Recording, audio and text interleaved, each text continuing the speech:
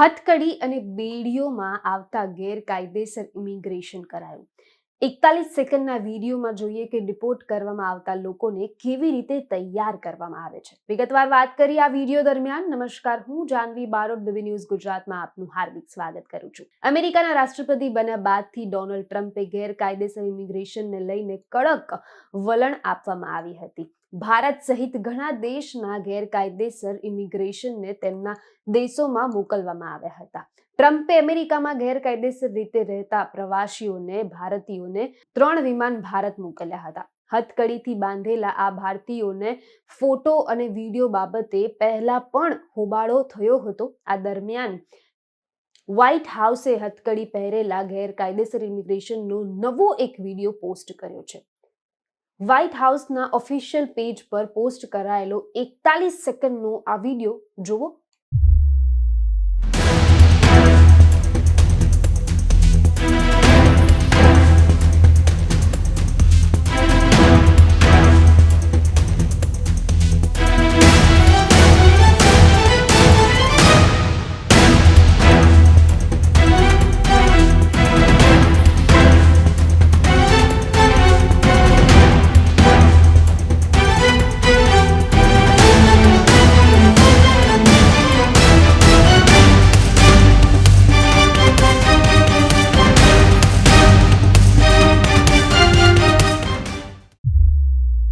ગેરકાયદેસર ઇમિગ્રેશનને દેશ નિકાલ માટે તૈયાર કરવામાં આવી રહ્યા છે. એક પોલીસ અધિકારી ગેરકાયદેસર ઇમિગ્રેશનને ડિપોર્ટ કરવા માટે તૈયાર કરતો દેખાડી રહ્યા છે, ત્યારે વિમાનમાં જઈ રહ્યા અને તેમના પગમાં હાથમાં હથકડી પહેરાવી રહ્યા છે.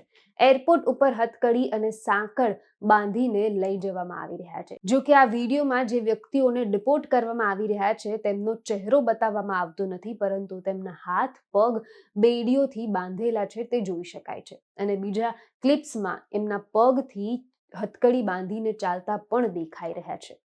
ગેરકાયદેસર ભારતીયોની ઇમિગ્રેશનથી લઈને અમેરિકામાં સેનાનું પહેલું વિમાન 5 ફેબ્રુઆરીએ ભારત પહોંચ્યું હતું. અમેરિકાના C-147 પ્લેનમાંથી પ્રથમ વખત ગેરકાયદેસર ઇમિગ્રેશનમાં જૂથ ભારત પહોંચ્યું હતું. એ વિમાનમાં 104 ભારતીયો સવાર હતા.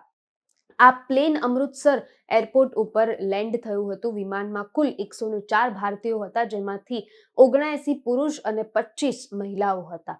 અમેરિકાથી ડિપોર્ટ કરવામાં આવેલા ભારતીયોમાં મેક્સિકો US બોર્ડર પરથી પકડવામાં આવ્યા હતા. એવું કહેવામાં આવી રહ્યું છે કે તેઓ ગેરકાયદેસર રીતે ભારતથી ગયા હતા, પરંતુ તેઓને ડંકી રૂપથી અમેરિકામાં ઘૂસવાનો પ્રયાસ કર્યો હતો. આ પ્લેનમાં પંજાબમાં 30, હરિયાણાના 33, ગુજરાતના 33, મહારાષ્ટ્રના 3, ઉત્તર પ્રદેશના 3 અને ચંદીગઢના 2 લોકો હતા. અમેરિકામાં ગેરકાયદેસર રહેલા ભારતીયોને લઈને US એરફોર્સના C-17 ગ્લોબલ માર્સ એરફોર્સ ટેસ્લાના નજીક US મિલિટરી બેઝ પરથી ઉડાડવામાં આવ્યું હતું.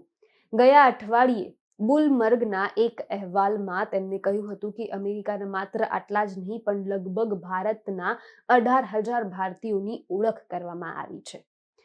વધુ વિગત સાથે ફરીવાર મુલાકાત કરીશ. હાલ મને રજા આપો. નમસ્કાર.